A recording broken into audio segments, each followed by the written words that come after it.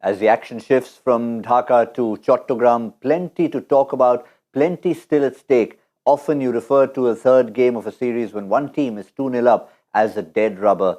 I can tell you there's nothing dead about this third game. Bangladesh taking on India in the port city of Chattogram. For the home side, it'll be all about trying to get that whitewash. And for India, it'll be the pride of trying to avoid that and getting something on the board before they head to the test series. So enough to play for both sides. We will build up to this third game, but for now, let's get the conversation started on Crick Buzz Live in the company of our regular team, Joy Bhattacharya, Dinesh Karthik. Good morning, gentlemen. Or is it? Yeah, it's still good morning. Very much so. I think it's a game that we all are looking forward to because, I think as Team India, we're not used to 3-0 whitewashes, and more so the fact that, it's a team that we have had in many ways a dominant hand against for some time now, and hence this becomes extremely critical and crucial. And obviously the team has been receiving some flack, so they'll want to obviously do their best and make sure that they get on the scoreline here. And most importantly, like you just said, there are a few players who are going to be playing the test matches as well, so that makes it even more an opportunity for them to get some game time there. Yeah, game time, confidence, a win under the belt, whichever way you look at it, there's nothing dead about this rubber. No, absolutely. In fact, I was looking at the records, and I think the last time India went down 3-0 in a series was New Zealand 2020. But that is so rare. If you go back before that, it's ages since India has really lost any series 3-0. And that's something that India has always been traditionally fantastic at bilaterals. They've always found a way to bounce back. So it's going to be definitely that India does not go 3-0. And 3-0 down to Bangladesh, who, we look on as our little brother, neighbor kind of things, not really our class, There's always that feeling that, we brought them into test cricket and all that. So that's one. And the second part of it is that all the guys, especially the guys playing test cricket, saying that if they have to stay on in Bangladesh now for the next 12, 13 days after this, and they have to hear how we beat them 3-0, every Bangladesh telling them we beat you 3-0, they are not going to take it very well. So yeah, there's a lot of pride at stake. And this Indian team is a confident team. It's not used to losing like this. They don't like it at all. Not that you want to take away from Bangladesh's two victories, but let's remind ourselves that both of them were very narrow victories. That 50-run partnership in the first game that got them over the line, huffing and puffing somehow. And in the second game, Rohit Sharma was just 1 6 away from miraculously taking India over the line. So it's 2-0, but it could have gone either way. For the moment, the toss patterns have been changing ever so slightly. Bangladesh winning the toss, batting first earlier today. Once again, it's Liton Das who has won the toss. This time he's invited India to bat first. So that's talking point number one. And of course, in terms of the playing 11s, India have made a couple of changes. Let's have a look straight at the Indian team. And these are the two changes, TK, we probably expected. Ishan Kishan slotting in for Rohit Sharma, obviously, who's not available. Rahul stays as captain. But Kuldeep Yadav, we have been crying out for a wrist spinner. We've got one. Absolutely. I think these were the two expected changes, and we've got them. I've been, harping about the fact that this team doesn't have a wrist spinner, and it is very, very, very important to have a wrist spinner in the middle. A wrist spinner and a fast bowler like Umran Malik operating gives you two good opportunities to pick up wickets through the middle. And it is good to see Kuldeep Yadav. I think he's earned his stripes for that team, and I'm very, very happy to see him part of that playing 11. Ishan Kishan, as we had predicted, is opening the innings. He's done well against South Africa, so another opportunity for him. But it's really good to see Kuldeep Yadav. I'm going to watch him with bated breath to see what he is going to do against this Bangladesh attack. Hasn't probably got as much game time as he'd like. Firstly, he's not telling us the real story. Okay, the fact is we don't have a selection committee now. Okay, who's there? There's Rahul there. The coach is there. Coach is there. Rahul's there. Rohit. Call has gone. DK has made the call. Whatever has happened, decision has been made. DK says wrist spinner, it's going to happen. So, thank you first. Because I know you've done it. They've watched the show. They've been watching him. I know that. Yes. But again, Kuldeep is someone you know well. Yeah. How often have we talked about him on this very show, about him being a confidence bowler? You want a little bit of game time. He picks that one wicket and then the floodgates open.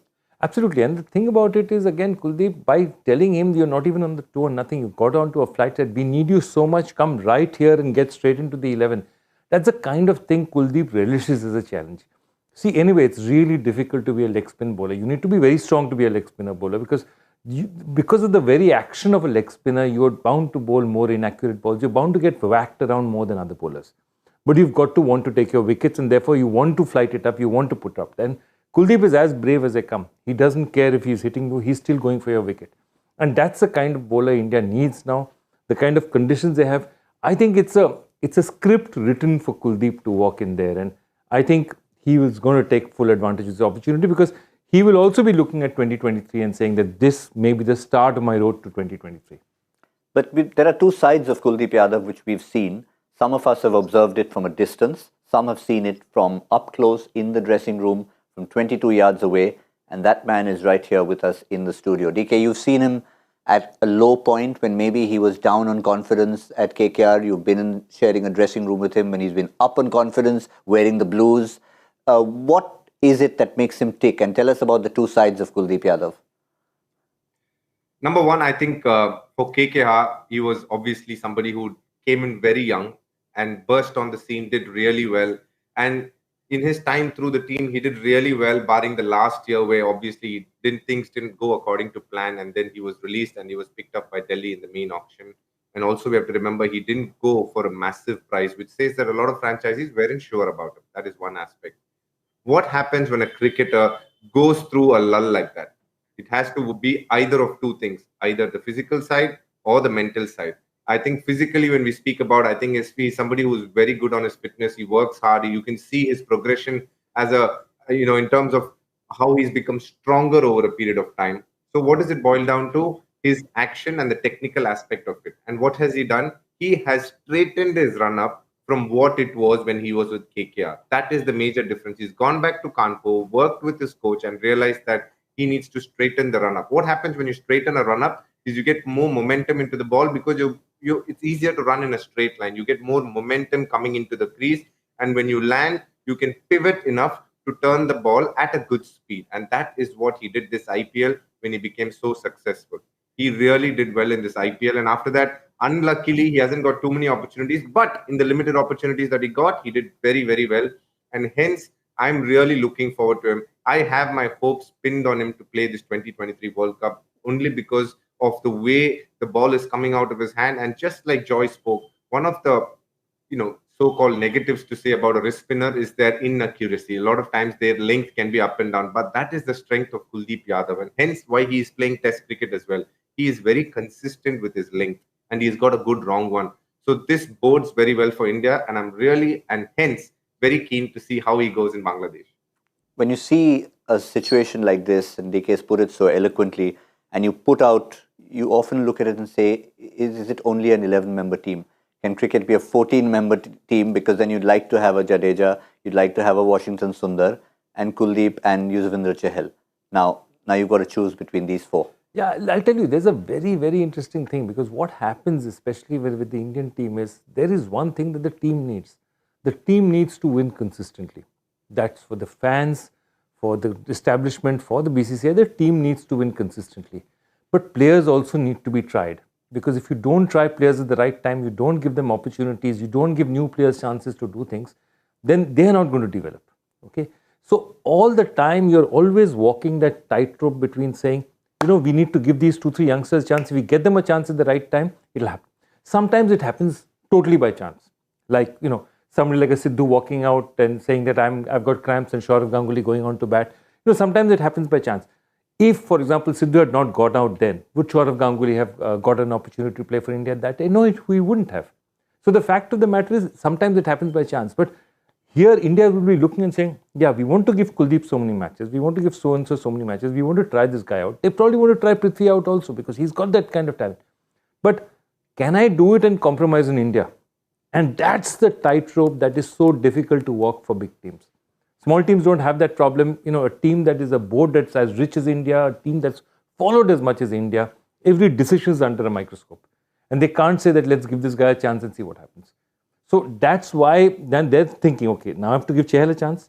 I have to give Kuldeep a chance. And now fast bowlers, if Shami is out of the equation, who are the fast bowlers that we need to give a chance?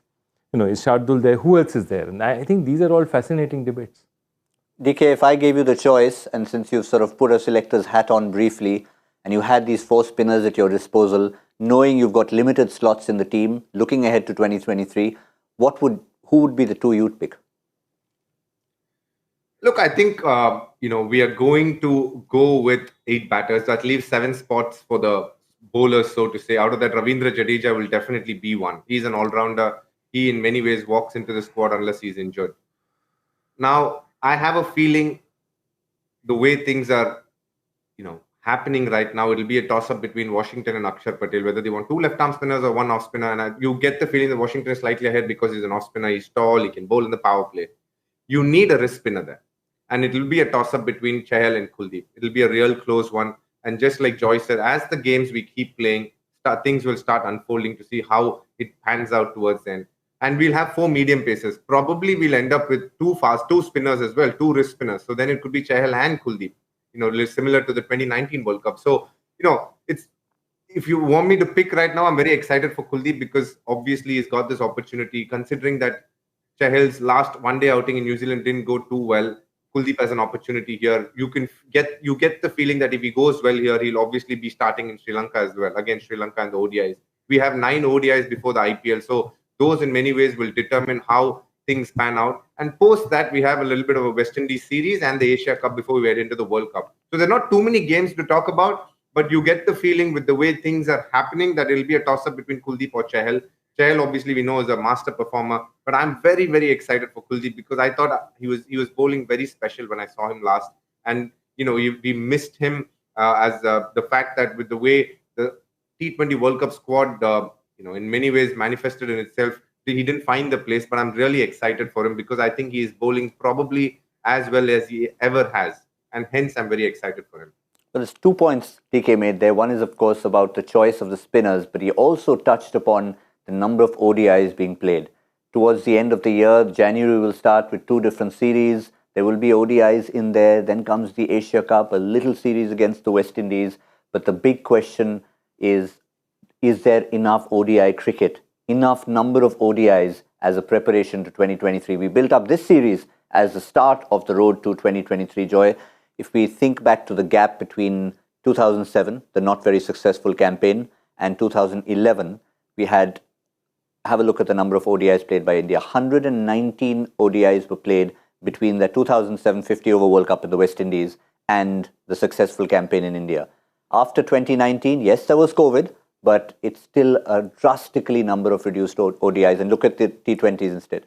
No, absolutely. I think that rule was that one time there was a rule that you couldn't play more than 4 or 5 T20 internationals, and that was the format. And they wanted to hold it in check because I think the administrators shrewdly realized that if this comes on, T20 cricket comes on like it has, then ODI will be under threat. So the fact of the matter is that this is what we call the rump format. It's what they call the format in the middle. It's neither a test match which has 5 days for the purists and a lot of ups and downs, nor is it T20 which is the masses, And it's not satisfying either conditioning, but a 50-over World Cup is still special because I believe actually once every 4 years is better for a World Cup than once every 2 years, because once every 2 years it just comes along too fast for you to want to savor it and say, okay, this is special in the player's career. And therefore the 50-over World Cup, I don't think bilateral ODIs are that much watched as they used to be, but they're more watched now only as a prep to the 50-over World Cup. And I think India is doing its best to try and improve that situation. Their scheduling has actually been really good. They put on a lot of T20s before the T20 World Cup. They're putting on as many ODIs as they can cram in. And the only reason India can do it is because the Indian board can turn around and say, we'll play ODIs because we want to, not T20s. And the other teams will say, we need India, we'll agree. That's the fact of the matter is we are playing far more ODIs than any other team can because we can afford to make those requests knowing that teams will agree to them. So we are doing our best. But is it enough? Is it less enough? That's a very difficult question. I believe that 4 years is a long time. So if we can play 10, 12, 15 ODIs, which we are playing in that period, I'm okay with that. DK, you briefly made the point and you were suggesting that yes, there are a few series coming up, but for you, is it enough? Would you have liked a few more before the actual World Cup? Look, I think, first of all, this question when you ask is so, and you turn around to any player and ask him, do you think there is enough cricket? He's going to turn around and say, just have a look at how January is going to pan out. It's a match every second day, literally. So I get where Rahul Dravid is coming from when he says that we have obviously prioritized T20 and now we're going to prioritize ODIs and obviously Test cricket because they have a shot at the World Test Championship final. So you can see that it'll be a very diluted squad for the T20s that they play against Sri Lanka and New Zealand, but a full strength squad for the ODIs because that's what they're preparing for, the 2023 World Cup that's going to happen in October. And we have 9 ODIs before the IPL starts, and at least another 10 more, I hope, before they hit the World Cup, which will happen. So 20 matches is a fair time to obviously build a team. Is it ideal? No, but all teams have gone through that. You've taken only India as a stat, but you take any other country and see the number of ODIs they've played is diminished considerably to what it was in the previous cycle, and hence the big question looms: where does this format stand? Is 2023 going to be the most relevant and most, in many ways, is it going to become extinct after the 2023 World Cup? Because where do we stand with this? It's neither here nor there. You don't have the power packed action that happens in 20 overs, nor the ups and downs, the ebbs and flows that happen in a test match. And that is the problem right now with T20 cricket. We have come to a stage where teams are, rather boards are preferring that they either play 2020s or the test matches. The ODIs is just thrown in as a formality. There is no substance behind it, which used to happen before. I think this is something that most boards were fearing. ICC in many ways would have thought about it as well. So this 2023 World Cup is going to be very important how it is played and to see what sort of crowds turn up for this tournament, because by 2027 it could very well be the last time the World Cup is ever played in the 50-over format if things keep continuing to happen this way. I completely agree. I mean, the biggest turn off for me or the surprise was, Australians, whatever it is, they love their cricket. And if you remember, right after the T20 World Cup, West Indies went and played in Australia. And they were playing in grounds like, I think they played one at the MCG. And there were 200 spectators, 300 spectators for an Australia-West Indies ODI at the MCG. It was unbelievable. We thought they were playing a practice match. You literally think Australia and West Indies playing at the MCG, empty. And that's what tell you what the format is. It's become... Joy, you're talking about Australia, West Indies. This Australia-England series that just happened, Joy. Australia versus England. I mean, those are the biggest rivalries probably this sport has ever seen. And there were hardly any spectators.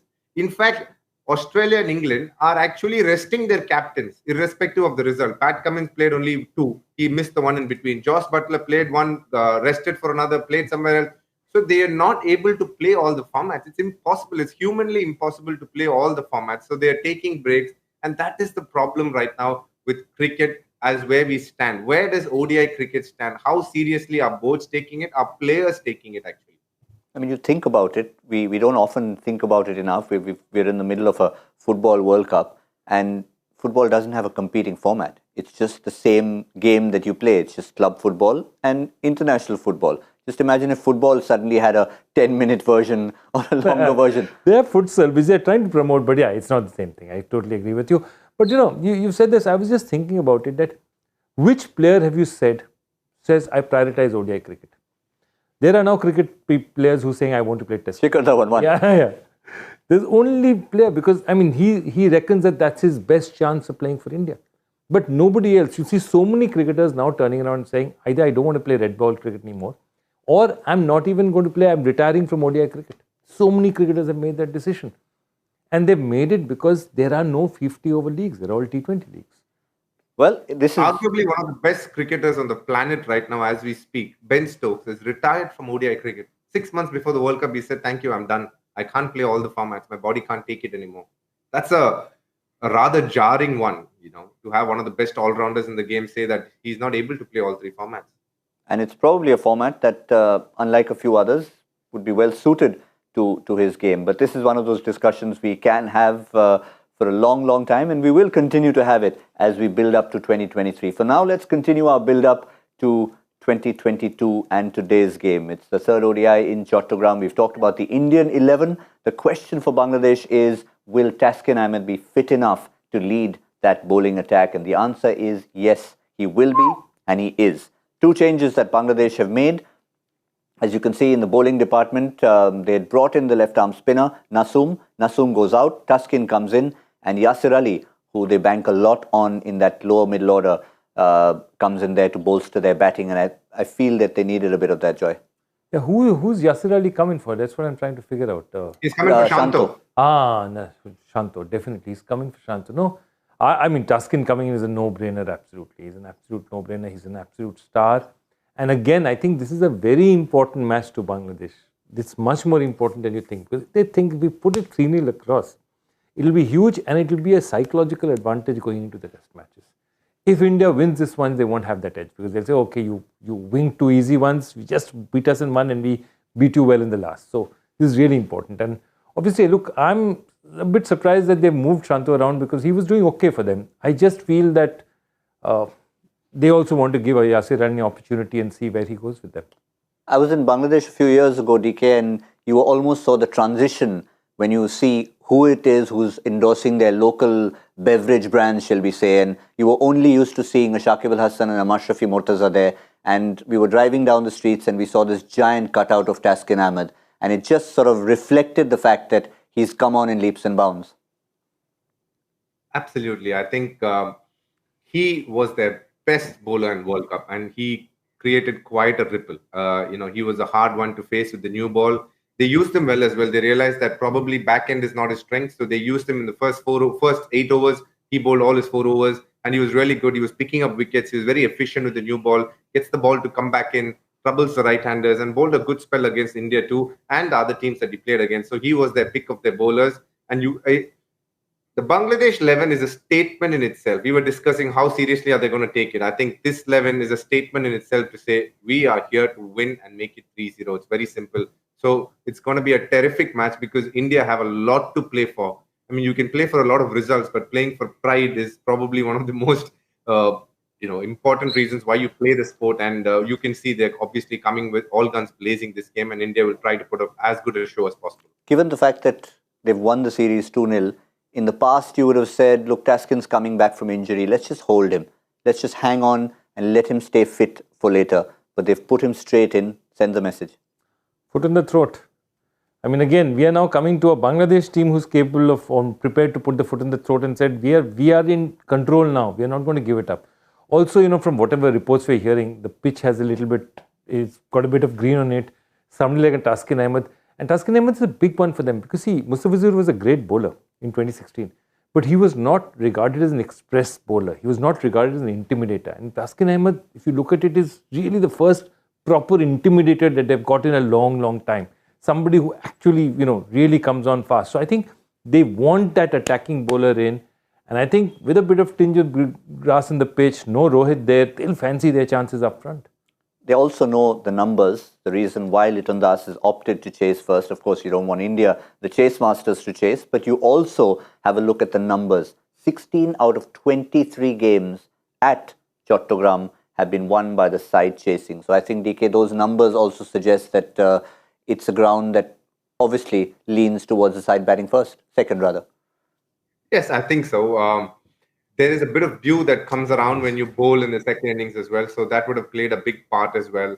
And the fact that there is, they haven't played in that ground for some time now. So the wicket's been under the covers and they would have prepared a fresh wicket. So to make the best use of the fresh wicket is something that they would have looked to do. We would understand that obviously Ishan Kishan coming in and Shikhar Dhawan obviously in many ways not had a great tournament so far. So they have a few chances to create inroads.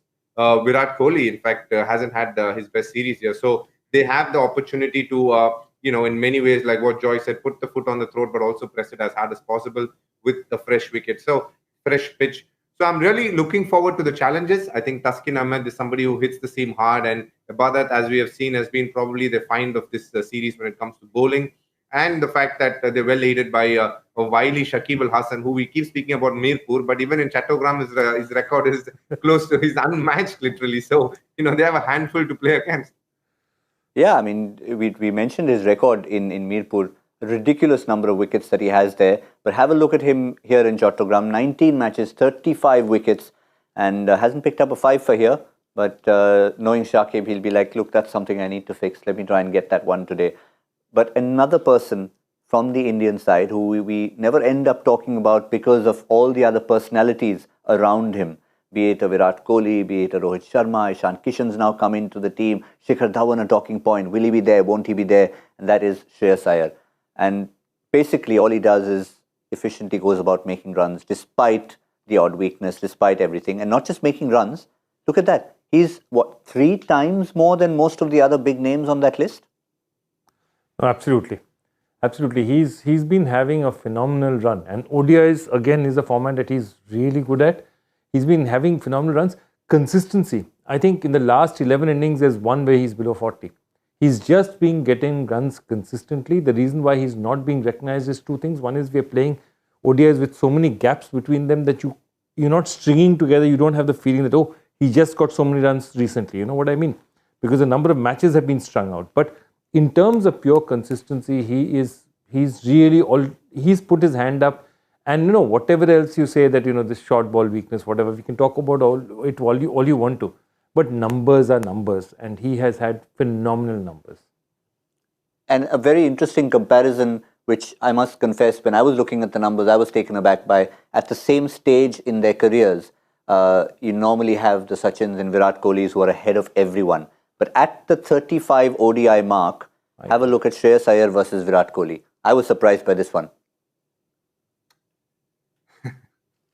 Shreyas Iyer, at times I feel bad because he's discussed so much. Why? Only because he gets out to the short ball. People are okay if you get out nicking, I guess. People are okay if you're getting LBW, but it's just the short ball. I don't know why the obsession with short ball. I couldn't care less how he gets his runs, but he's getting runs at a fair clip, and most of the times helping India win. And it's not like he's just playing in India. He's played in South Africa away. He's played in New Zealand away. He's played everywhere. So I don't think we should get too obsessed with how he gets out. I think we should be very wary and very, in many ways creative and look at him and say, what is he doing when he does well? Joy spoke a beautiful point about Saurav Ganguly saying that on the day he gets going, he should be a match winner. And that's what Shreyas Iyer is. It's the head and shoulders above anybody who's played, quietly gone about making his runs, and he's made it count a lot. So, I have a lot of time for him as a batsman. He is a strong contender, deserves to be part of that squad. He's missed out on a few World Cup squads, but this one, I genuinely wish he makes it because he deserves it. He's been high quality. They've thrown challenges at him, various teams, some tough questions, but he's answered them all just with the bat and making it count when it matters most. But just like last time, I would love for him to get those 120s and 130s not out because he's very capable of it. And that's what he's done for Mumbai. Every time they won a championship, be it a Vijay Hazare or a Ranji Trophy, he has been at the epicenter of it. And that's what I like about him. Yeah, that step up. I know we spoke about it in the last game, but with India batting first today, again, it's an opportunity. Yes, you're not chasing, you don't have that asterisk at the end to take the team home, but you could still have it to bat through the innings depending on when he comes in. And they'll need him because, as we've been seeing, Virat Kohli has not had a great series to start with. He's not had a great series to start with. Ishan Kishan has come in early. Shikhar is still feeling his way around. This is not the confident Shikhar at the top of his game. This is a Shikhar who's saying that, okay, I'm always under pressure. Everyone's looking at him. So if you look at that, and KL Rahul is, he's captain, but it's really that first match he's done well, but this is not the most confident Indian batting side that you see. I mean, if you look at it that way, Shreyas Iyer is the one person who's been turning up consistently. Maybe Washington Sundar's been giving them a bit with the bat. They need Shreyas to really perform today. And I think Shreyas is important. They need something from Virat Kohli. And I mean, I know Virat Kohli is a chase master, but Virat Kohli, the batsman leading from the front also, I think this is 2-0 down. Virat is a very proud man. It's not something he's used to. And remember, he's had a glittering career both as a batsman and as a captain. So this is something he'd say, guys, we are not going to allow this to happen to us. Yeah, and we know individually and as a team, when you've got a double hurt, I mean, you can imagine, yes, Virat Kohli's own dismissal early in that innings. Had India got over the line, maybe it would have hurt a little less. But watch out for him because he's been hurt by the result. He's been hurt by his own dismissal. For the moment, all of you who get hurt by the fact that you can't answer Joy's tougher questions, here's your chance to make up for it. It's an easy one though, this one.